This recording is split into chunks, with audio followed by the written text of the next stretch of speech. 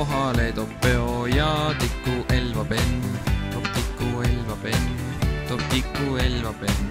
Kui solvu teisest välja, tee elvapenn, ei tee see elvapenn, sust välja elvapenn.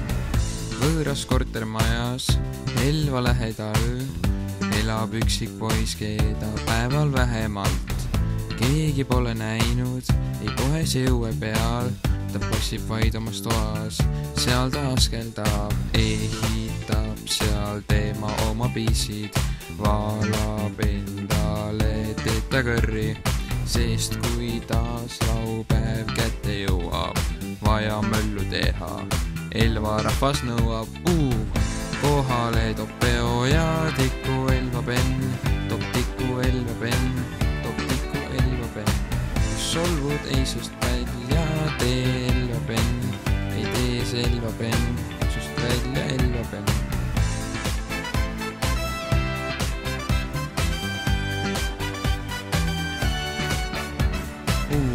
Kohale toob peo ja tiku elvapenn, toob tiku elvapenn, toob tiku elvapenn. Penni elu moto on käivitada neid, kel möll mitte kuidagi käima pole läinud. Ei ole see ju party, kus rahvas välja näeb, nagu oleks käimas Mart poisi sünnipäev. Penn toob siis ette roometi ja jookseb õues ringi paljalt, siis keegi külmaks ei saa jääda. Kõige nõrgem mees ka teeb siis limpsi jääga.